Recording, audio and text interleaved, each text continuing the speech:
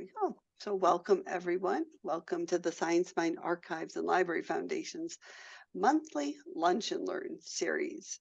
I'm Reverend Kathy Mastroianni, Executive Director of your archives. And how fun. It was Reverend Dr. Martha Quintana. This was her divine idea that started, and we did it all through 2023, and we got such a nice response that we're continuing it into 2024. So we're grateful that you are all here.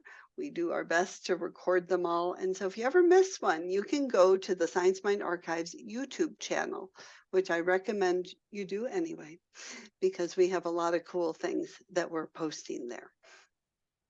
So let's just kind of gather in, and we'll do a invocation. Oh, good timing. People sliding into home. It's perfect. So let's just take a moment and let's just breathe in that breath of life. And exhale. Just letting go anything that has come before this moment. And being fully present in this eternal now. Let's just breathe in peace. The peace that passes all understanding. And exhale peace. Feeling that deep presence of peace with every breath and with every heartbeat.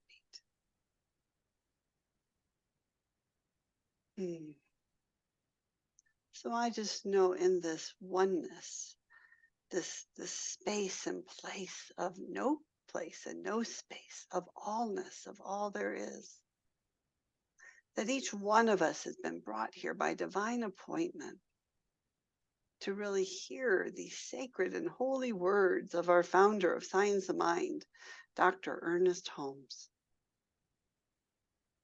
That we've been brought here to hear that message that he shares from beyond the veil, thanks to the preservation efforts of the Science of Mind Archives. That this talk that is so uplifting and inspiring just carries into each one of our lives, that we have this wisdom that resonates within our souls, and we go, wow, that was so powerful. And we are able to use it in our lives, in our ministries, and wherever we go. We just know that these words of Dr. Holmes really transcend time and space. And as we started here in this eternal now, we come together for something deeper and something so beautiful, as we recognize and realize that each one of us is that peace that passes understanding. Each one of us is that transcendent wisdom. And each one of us can, with just a shift of our thoughts, we can commune with the wisdom of the ages and stand upon the shoulders of greatness who have come before us. That we absolutely and effortlessly can connect with the wisdom of new thought, of science of mind.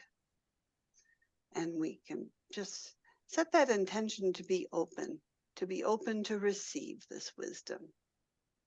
So I just say thank you, Spirit. I just know our time is so blessed and so holy, whether people are here or in person watching it or watch the recording later, that we are all together in the oneness, and it is good and very good.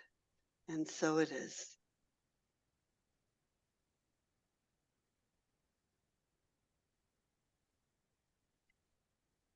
All righty. So welcome. Oh, yay. Lily. Sorry. Hi, Reverend. I'm here.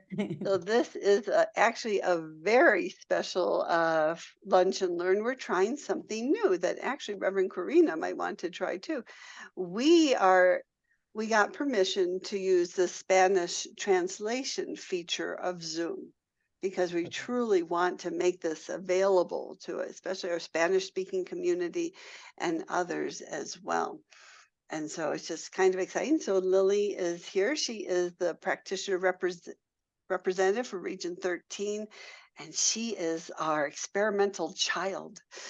She is going to test drive this for us, so then we can shout from the rooftops and invite all our Spanish speakers here. So thank you, thank you. Oh, all righty. Well, boy, that I love it when you pray in people, and we did a good job. So thank you and welcome everyone.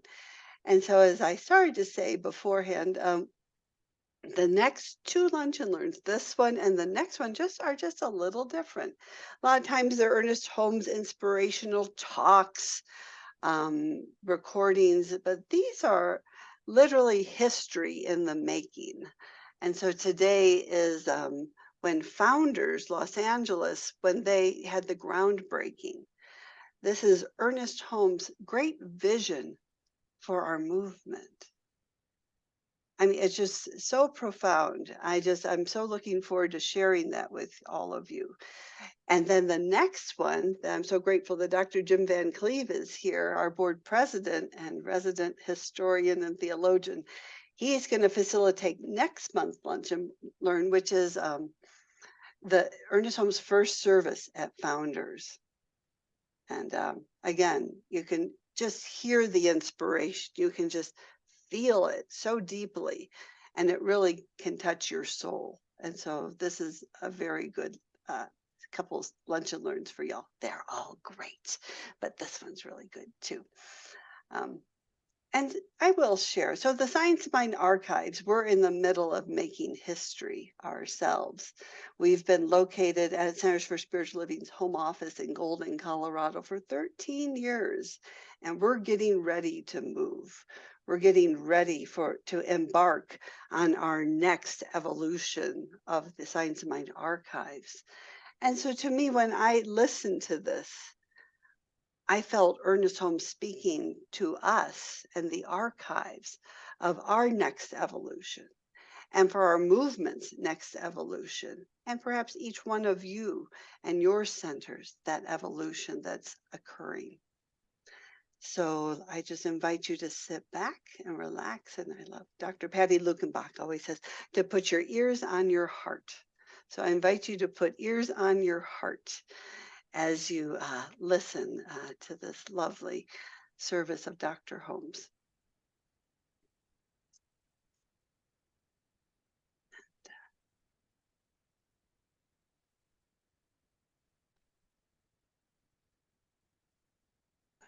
Alrighty, here we go.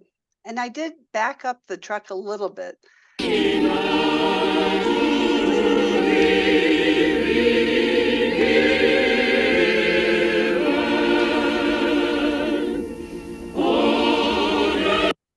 I backed up the truck too much. I apologize. So let me get it back over, because it's fun, because Dr. Bill Hornaday introduces some enlightened leaders who came to the ceremony. And so I think it's fun to hear Dr. Bill kind of introduce Ernest too. So, all right. But the choir's kind of fun as well. And so I'm sure these will be available on our website if you really, when you want to hear the choir. Okay, here we go.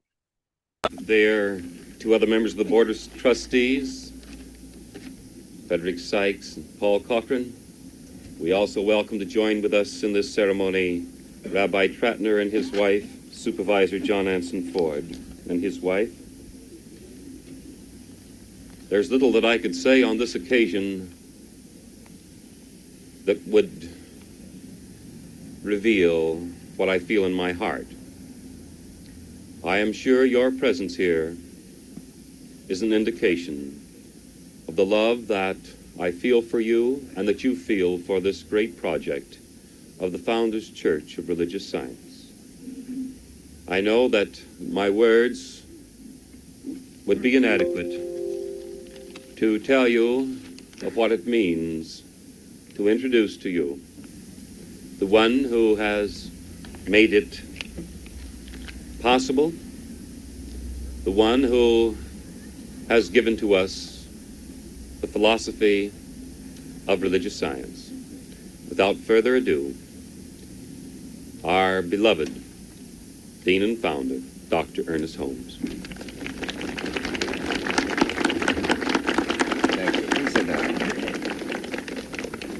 thank you very much, Dr. Holiday. He's a sweet guy. And I doubt very much if we would be here this afternoon if it weren't for Bill, because I think he has brought this thing to a focus a great deal more than I have. It is, however, the united effort of many thousands of people and the hope and the inspiration of those throughout the field in all of our churches, because this is a symbol of a movement. You and I are members of it, very fortunately living in here in California, because I just spent the last 2 weeks in Florida. We don't know just how fortunate we are. And this is the culmination of a hope, a thought that has gone on for many years. There is something very prophetic about this occasion. If I did not believe that we were breaking ground for the most symbolic and significant spiritual structure the world has ever seen or known, I certainly would not be here. That would be a ridiculous claim to make. If I had the slightest thought or belief, which I have not, that I have anything to do with it other than having the privilege of living in the age when it happened and having the privilege of observing that thing which swirls around our age, that inquiry into the nature of the infinite, which must find some mouthpiece that it may be disseminated. We, I believe, are an organization, a church, an institution, spiritual, religious, and secular, which does belong to the ages, the product of evolution. It is destined that here in this edifice, which I understand is to be one of the most beautiful in all the world, and I adore beauty, thing of beauty is a joy forever. In this and our many rapidly growing churches, growing beyond belief, for I have just spent the last 2 weeks lecturing in a number of cities in Florida, and to my amazement, large auditoriums were filled and running over. Here and throughout our movement, we are to unite for the first time in human history, science, philosophy, and religion. For the first time, we are erecting an edifice whose spiritual banner is symbolic of the synthesis of the great thoughts of the ages. There is no superstition, no dogma, there are no fears, and there need be no uncertainties in what we are doing.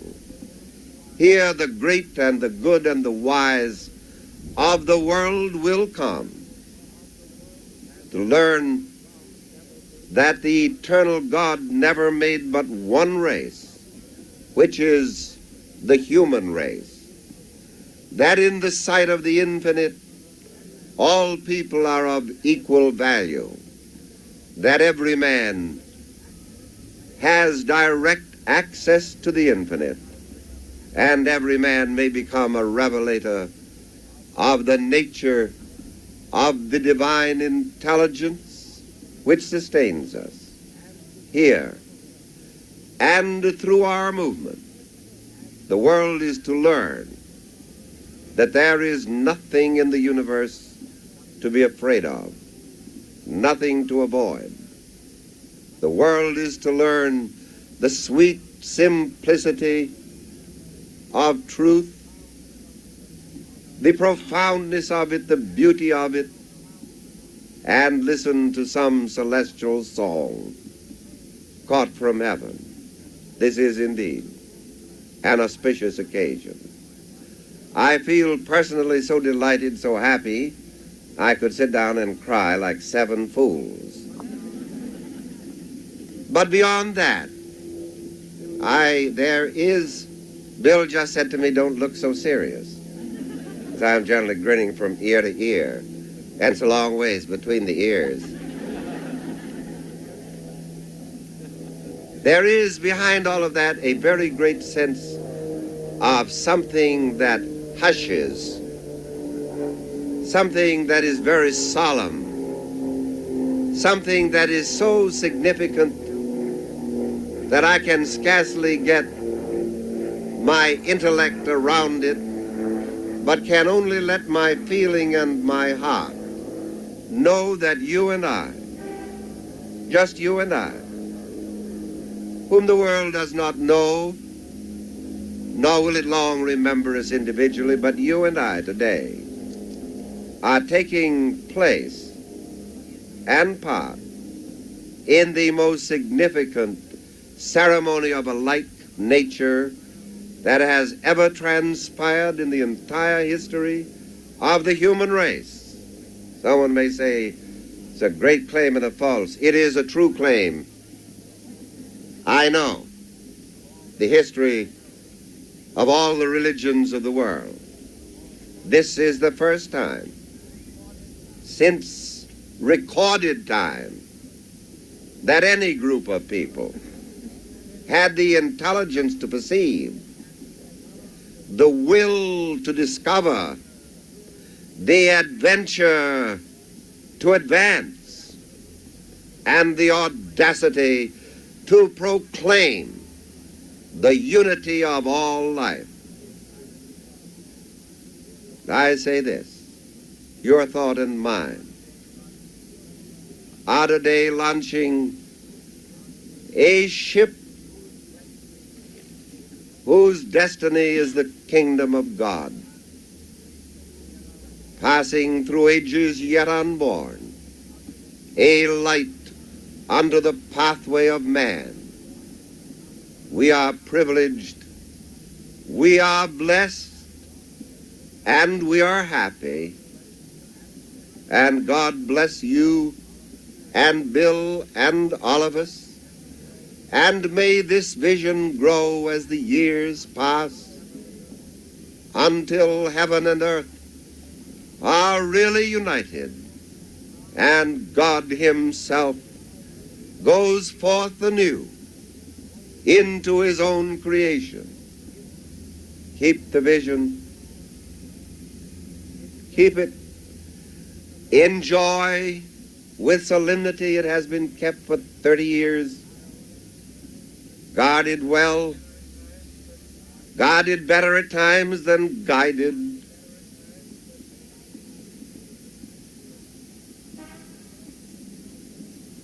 It is true. Something entirely different is happening in the world, and I want you to pray, to treat, to work, to know that we, in the simplicity of faith, in the grandeur of a dedicated spirit, in the reflected glory of an eternal life, shall pass the cup filled with a wine whose grapes are trampled in heaven, and the bread of life, which is the body of the eternal God. And you and I are privileged to be here. And let us surrender everything that could deny this sacred trust, everything that could doubt the pathway that we have set our feet upon, taking this torch of truth which has come down to us throughout the ages. Let us advance, and advance on chaos and the night, and put our hand in the hand of the eternal, and enfold each other in our arms. So shall the heart of men, seeing thy flight, find out the way again here in the night.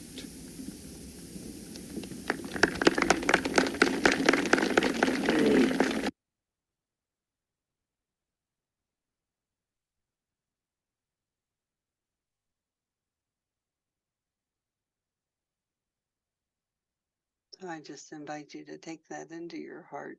And reflect not only on his words, but how it made you feel. And we're going to go into breakout rooms for folks to share what came to you. You know, what from that powerful and amazing talk, is on your heart. And so Sandra's going to set up the breakout rooms. Kathy, do we want the Spanish speaking people in one breakout room? Asking Lily. Yeah. Okay. You can wait. It's okay for us. Thank you. It's okay, she said. That was awesome. What a great offer. I'm sorry, I didn't hear that. I think it's fine to just put the random breakout rooms. Okay. Yeah, All whatever right. is more convenient for her. Thank you. All right. We're learning Zoom tricks. And so I think that's a wonderful offer. So. Thank you, Reverend.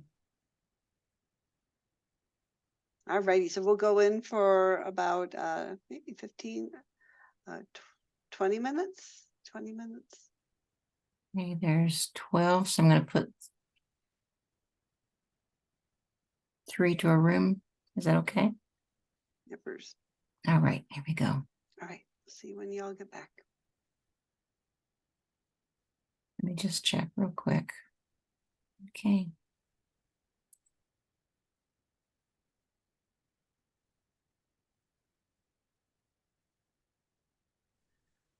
All righty. Well, welcome back.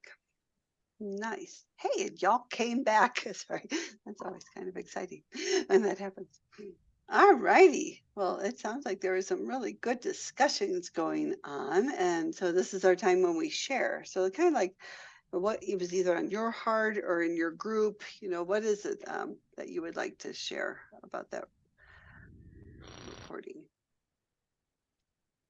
You can use your little virtual hand or your physical hand or pick a hand, Well, yeah. Yeah, I'll start off. We were just talking about, one of the things that struck me was how we're talking about, nothing to fear.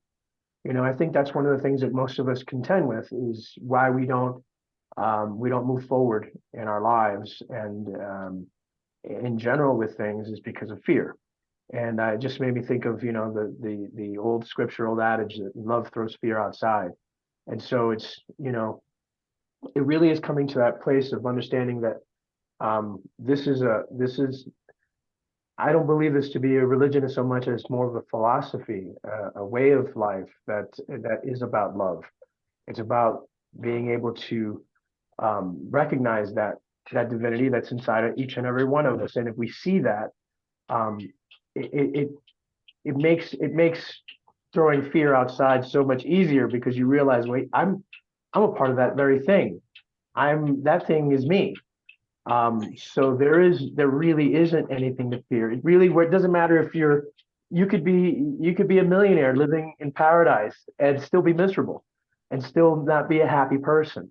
So it's not where you are. It's where you are internally. It's more of what's happening inside than where we are physically outside. Those circumstances, we don't tend to see that a lot of times. We get stuck in this, but I really feel like once we understand that, then everything else kind of falls into place. The outside actually reflects what's going on inside. And I know that, so those are basic tenets and concepts of science of mind, but it's one of those things when I think about it, like we said, it's getting to that place where we can get this resurgence. We were talking about getting the resurgence back into this philosophy, even though it's called New Thought, it's 100 years old, but I really feel like there's much to be said as to how we can really create more of a resurgence back into this line of thinking that I believe is so key to uniting people, where we're looking for commonalities as opposed to our differences, where fear creeps in. No, thank you. That was really beautiful. And that was something that Sandra and I were talking during the break too, is about the oneness and the unity and, of allness. I mean, Dr. Holmes, he had that great vision, that great synthesis of the concepts of all the key faith paths. But like you said, it's beyond, it's a consciousness, it's something that's just around us that we get to use. And it is what's inside of us that impacts our outside and our external experience of life. Mm-hmm. Yeah, no, beautiful. No, go ahead. Did you have something No, else? I was gonna say because one of the lovely ladies that was in our group was talking about how the languaging was also speaking to that time. So there's some things that the way he addresses certain things, although the man is, every time he speaks, it's epic. Every time I hear his voice, he speaks with such authority and authenticity. It's like, even if you don't agree with what he's saying, you're like, okay, I gotta listen. I gotta at least consider this. But it's the thing is that as we're moving into, we're here in the 21st century now, there are different things that we need to be cognizant of as it pertains to our inclusivity and sensitivity in our language and how to deal with each other, so that we can be able to get to a place of understanding and empathy, not sympathy, empathy. Because I really feel like to sympathize is to see that person as someone separate from you. To empathize is to say, I feel for you, but I don't feel sorry for you. There is a way to get, each of us are responsible for where we are in our life. And then understanding that, we gain that power of being able to make that change. But again, those are the things, the two that I think I guess that's where I'm at, is and it's been one of the frustrations of being a member of the leadership of our center here in Colorado Springs, is how do we expand this further and bring this to the people, so we can not for the sake of just the building of the organization, but of helping people, because it's such a liberating way of thinking. It's so to see where I came from, being a recovering Jehovah's Witness, and to see how much freedom there is in understanding this way of living, this way of thinking. It's like I just want to. It's like I want to shake people up, but there's a process, and so I guess that's where I'm open to, is figuring out a way of how to bring this out to more people, so that we can not just bring the numbers in the church, but affect more people in a more positive way for their own life, for their own sake, but through love. I love everything you said. Thank you so much. I think what you definitely represented what's on so many of our hearts, because this teaching is so life transforming, and it's just so loving and inclusive. It's like I want what he's having, it's just Right. saying. So a big thing is just modeling in our own lives kindness and love and inclusivity, but so I'm grateful you're here and all you're doing for your center. Thank you. Reverend All right. John? Yes, that's good. Reverend John Auden. Shall I say something, Kathy? Yes, I'd love to hear. I was in a wonderful group with Andrea and Annette, and Andrea commented on the AI closed captioning, and I reached ignition point. And although I promised not to suck all the oxygen out of the time together, and I've been chopping on a block of marble, and I think I can say an even quicker version right now, that I felt encouraged to share that, people sometimes look at the AI, and at the high end, there's this, oh, it'll become a super intelligence. And then, humankind on Earth could be toast or ashes. And actually, it struck me some time ago that in reality, there is a super intelligence. Hello, friends, it's spirit. It's in every one of us. And that theologians and whatnot will probably theologically and philosophically be able at some point to articulate that when one says superintelligence of AI, superintelligence of spirit, kind of the same.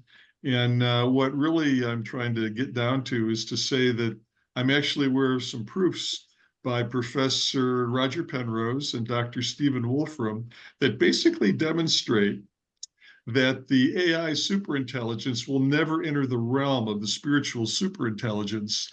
And I'm going to try to post that on the minister's listserv. I'll also share it with you, Kathy, and I'll privately send it to Dr. Jim, because if smart people look at it, I believe that if people who in CSL who love that perspective and find it true were to share it, a lot of people around the world would say, I want to learn what they know.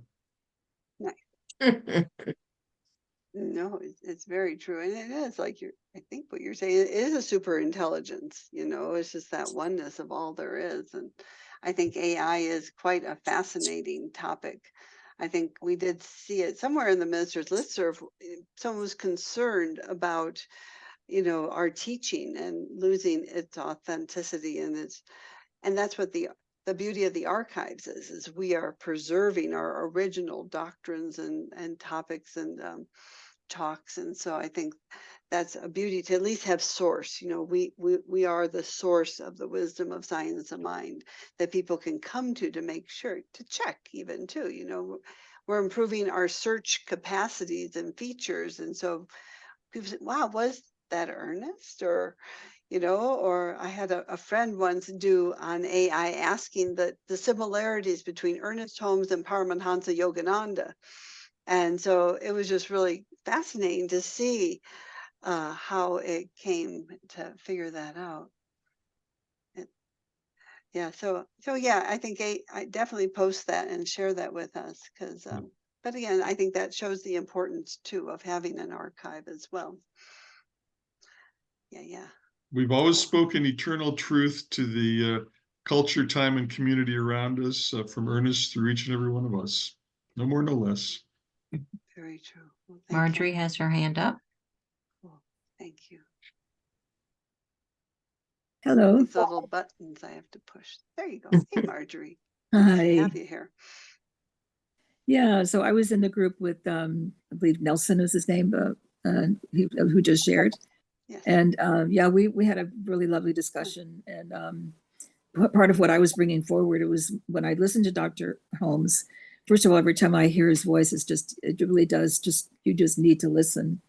Very, very powerful voice. And but every time I hear him, I have to sort of put it in context of the historical time period that he was speaking from.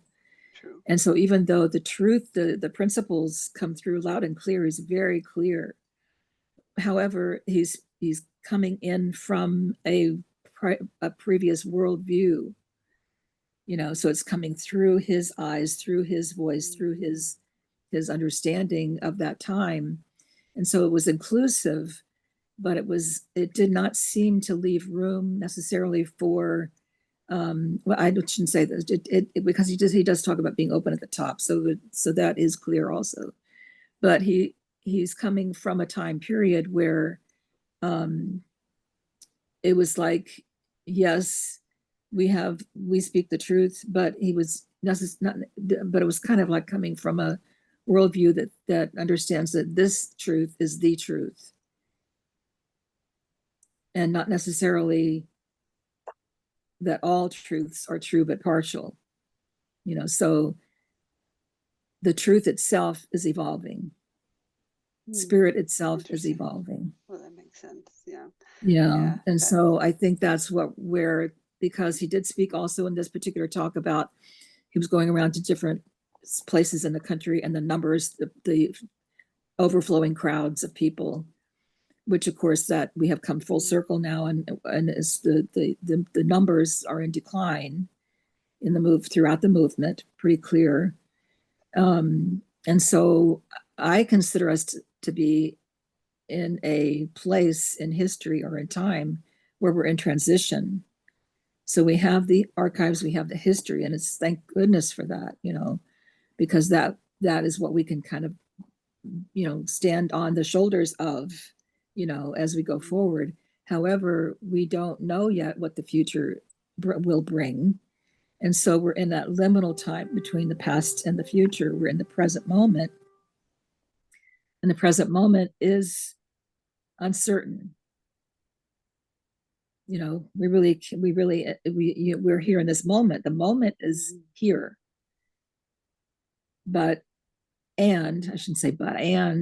And the moment is evolving. So I just feel like the movement itself would benefit from bringing the languaging, even maybe the Science of Mind textbook could be updated or evolved or whatever. The principles are clear, but the principles are evolving. So those are kind of where I'm at. I'm in a transition place myself. I'm in a liminal space of the in between. I'm not here, I'm not there, I'm in between, which is also some people call it the gap. Mm-hmm. A very beautiful place to be. That's where spirit can come in, and that's where you can really hear it and embody it, and be that place where I will be guided as to where I need to go next. What is my next step? Right. So if I'm coming in from that receptive, which is a more feminine archetypal place to be, of listening, receiving, so that I then, as spirit, will be able to know what is my next step and what is coming, what is emerging. So those are the kinds of things that whenever I hear Dr. Holmes, I'm kind of like, oh, I just love him. Yeah. But I don't worship him. I don't, kind of put him to say that he's it, Right. Yeah. Yeah, and that's what he never wanted to be worshipped either. Yeah. Yeah. I'm trying to think of the words exactly. As when you remember me, don't deify me or vilify me either. That's what he said. Yeah. So, but again, it's good wisdom, for us to use, and you were talking about being receptive, but in this moment, to me, the teaching is we get to choose. We can use the power to choose what our future is, and we can choose.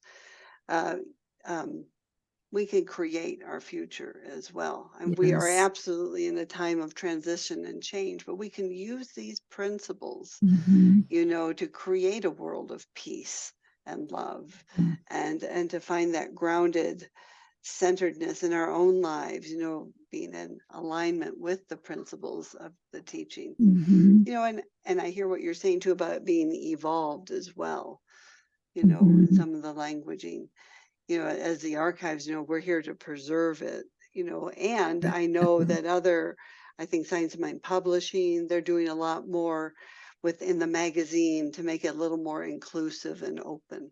So I think it's a both and that's happening. Yeah, but thank you very much. Thank you for being here. Thank you. Thanks. And so thank you all. Oh, and so we're towards the end of our time here. And Sandra, did you have something you wanted to share? No, I mean, I just think this has been very engaging. I've been taking notes, and so I just appreciate, everyone's inspiration. I agree. And so this is the time for just a little bit about the Science of Mind Archives at the end. So again, our YouTube channel, I really encourage people to check it out at sciencemindarchives.com. And I'm going to share my screen. So this is, we are close friends with our friends at Founders Church of Religious Science, where all this groundbreaking happened. And if you go to their website, which we're going to start adding these to our website, there's a tab called History. And so this is Ernest's legacy at Founders. So there's a nice little description here. This is the first service at Founders, which we're going to do next month at our Lunch and Learn.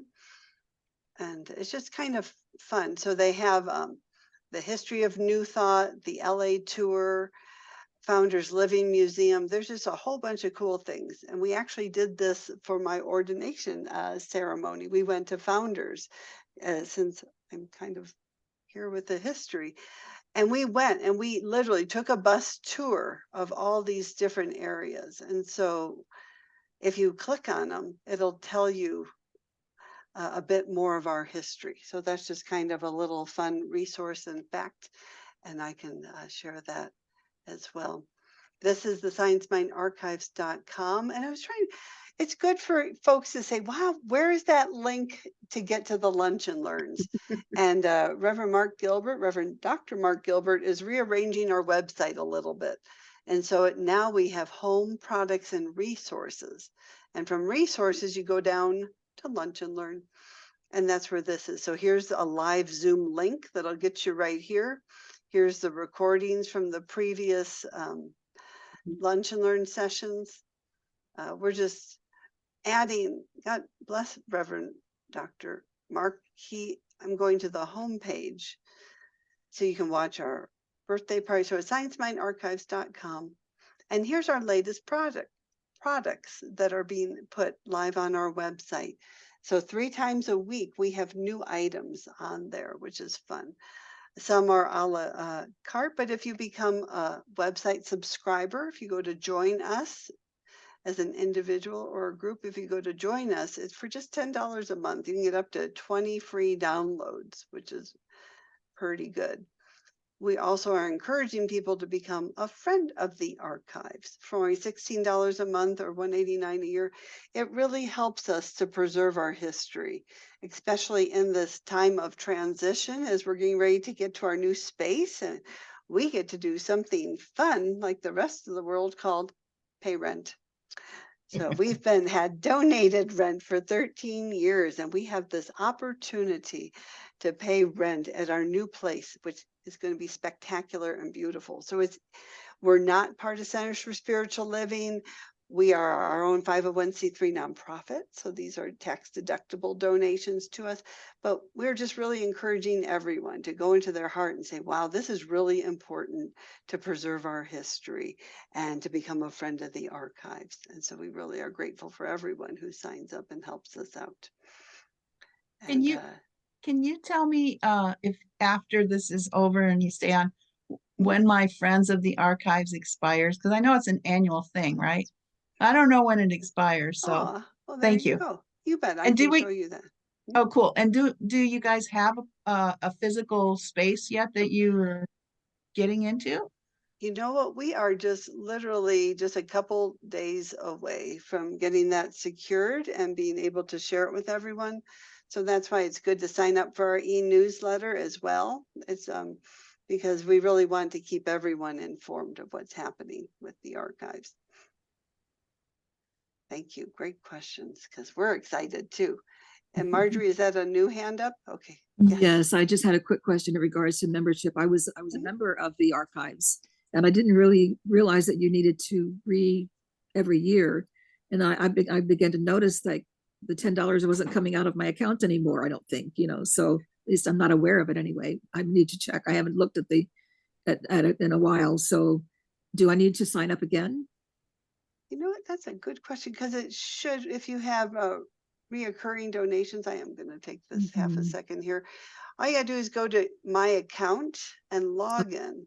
And when you log in, it should kind of give you an update of where you are. And there's actually a place on here to look for that. But if you could just even email me or email us. So here's your account details, payment methods, your orders. So I'm cheating here. This is my business account, but you can kind of under here see where you've paid for different things or I your remember account details. And so I would just go to the website and my account and that should help Okay, out. thank So you very I much. I think appreciate that it. might answer Cindy's question too. But again, Mhm. anyone, just we're here for you, and we're really grateful for everyone's support. So thank you so much, and we will look forward to seeing you next month. Let me see if I can find the date. So it's always the third Thursday, so it'll be April 18th at noon Mountain Time when we get Dr. Jim Van Cleve. We'll hear this is the great vision, and we're going to see the results at the new Founders Church. So thank you so much.